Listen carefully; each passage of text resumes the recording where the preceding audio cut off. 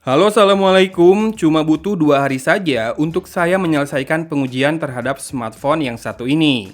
Dan saya akan bagi ke dalam 2 garis besar bahasan kita kali ini, yaitu kenapa smartphone ini boleh dipinang dan kenapa sebaiknya dilupakan saja. Sejatinya, sebuah produk pasti punya kelebihan dan kekurangan kan? Mari kita bahas kesan positif yang saya rasakan dulu deh.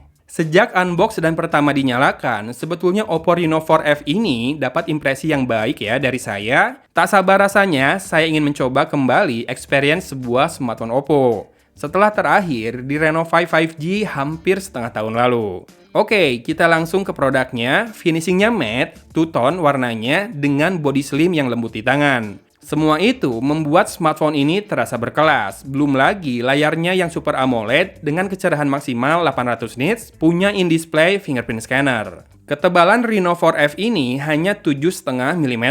Wajar ya jika baterainya 4000 mAh saja. Entah apakah ini ada hubungannya juga dengan kemampuan fast chargingnya yang hanya 18 watt saja.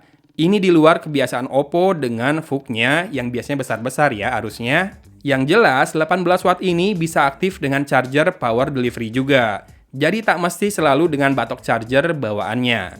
Tak banyak smartphone zaman sekarang yang masih menyediakan headset dalam paket penjualannya.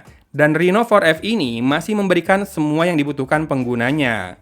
Headset dengan colokan 3,5 mm ada, soft case, dan juga anti gores yang sudah terpasang di layar. Charger dan kabel data mah sudah pasti atuh ya. Namun yang paling positif dari Reno 4F ini adalah karena harganya yang sudah turun 1 juta. Dari yang tadinya di angka 4,3 jutaan.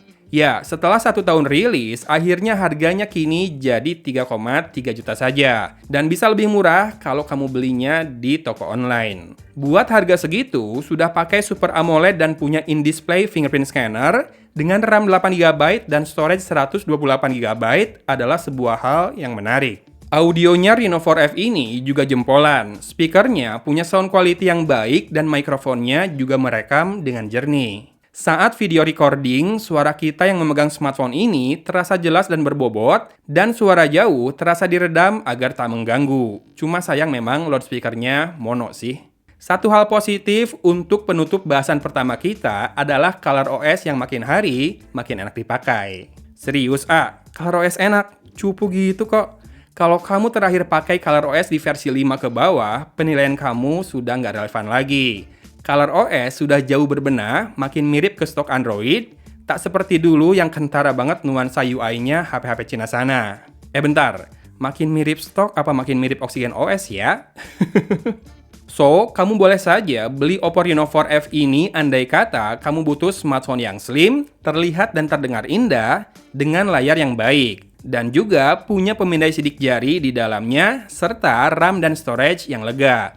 Terlebih jika anggaran kamu ada di 3 jutaan, dan tak ingin keluar biaya ekstra untuk membeli aksesoris lagi. Tapi, kalau kamu adalah gamers, pemuja spek, dan butuh daya tahan baterai lebih, sebaiknya lupakan saja smartphone ini.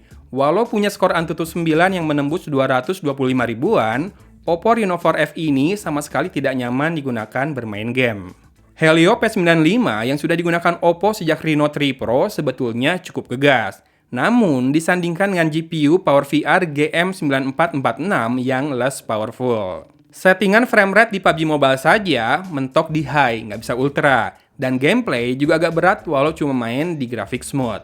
Rasanya lebih baik main game di HP-HP yang pakai Helio G80 saja, karena ternyata konsumsi daya Reno 4F juga tak bisa dikatakan hemat. Dengan main game dan screen on time 5 jam, total usage-nya tak bisa menembus 24 jam, lebih tepatnya hanya 18 jam. Tanpa gaming, smartphone ini bisa bertahan hingga 28 jam dengan screen on time 4 jam saja. Padahal, saya selalu terkoneksi dengan Wi-Fi ya selama 2 hari mencoba smartphone ini. Saya heran, Oppo masih tetap mempertahankan racikan dapur pacu ini hingga Reno 5F loh. Apa mungkin SoC ini punya image processing power yang lebih baik dari Helio seri G? Karena saya merasakan foto-foto dengan kamera belakangnya memang selalu punya kalkulasi yang pas, detail yang cukup tajam, dan handal untuk diposting ke sosmed. Termasuk perekaman videonya yang sudah cukup smooth dan juga stabil.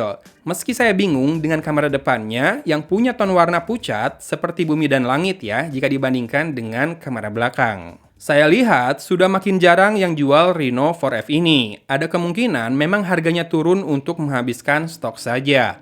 Saya sendiri tak tahu sampai sejauh mana update softwarenya akan diberikan. Yang jelas, Reno 4F ini sudah satu kali dapat upgrade major dari ColorOS 7 ke 11. Dan saat saya menulis naskah ini, posisinya di Android 11 dengan security yang cukup update, yaitu 26 November 2021. Mungkin akan lebih bijak jika uang 3 juta kamu dibelanjakan smartphone lain yang lebih baru jika hendak mengejar performa, baterai, dan juga masalah future proof.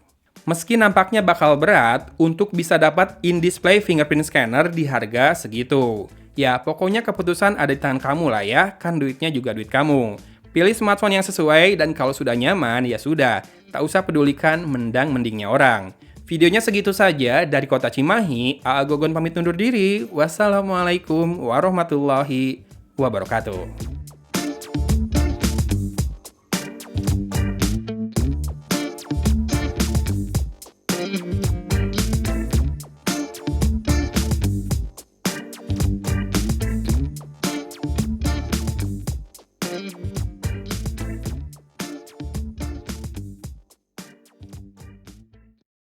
Perekaman dengan Oppo Reno 4F Full HD 30 fps doang ya videonya. Jalan dengan dua tangan dipegang, slow jalannya.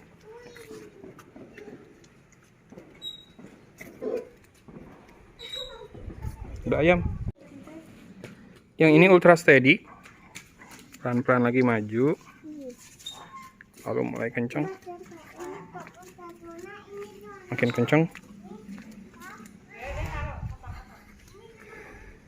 Stabilisasinya tidak terlalu ini ya, tidak terlalu kerasa ekstra gitu. Mungkin smartphone tahun 2 tahun yang lalu, apa setahun yang lalu kayaknya, belum sampai 2 tahun. 2020 ini performa dari P95 untuk Ace-nya segini. Kamera depan dengan masker kayak gini ya, kerasa pucat banget wajahnya. Mungkin dia pakai AI buat mengenalin wajah. Oh, udah lebih mending, tapi kayaknya masih pale gitu ya, wash out tone warna kulitnya. Nggak kayak Oppo biasanya. Ultra steady dengan kamera depan. Sambil disimak audionya ya, saya berusaha banget nggak nutupin mikrofonnya, tanpa masker juga, biar lebih suaranya kedengeran. Ini ngomongnya biasa aja, sambil di sekitar ada yang ngomong, dicek juga. Karena ini mikrofonnya ada 2, jadi harusnya ada noise cancellation juga. Tapi silahkan dicek dan di komen kualitas audionya kayak gimana sambil jalan, karena ini mode ultra steady. Jalannya rada cepat. Kurang wide ya. Oh iya, kalau di mode biasa tanpa ultra steady lebih wide, karena pasti ada crop factor di mode ultra steady. Bokeh 60% di kamera depan. Ini mungkin karena kamera depannya ada 2, jadi ada depth lens buat video bokeh kayak gini. Silahkan disimak rapi atau enggak. Di belakang ada orang, main rapi ya. Video tuh berat loh buat bikin bokeh terus-terusan. Video bokeh kamera depan. Ngelamun. Mau kemana, Dek? Mau apa?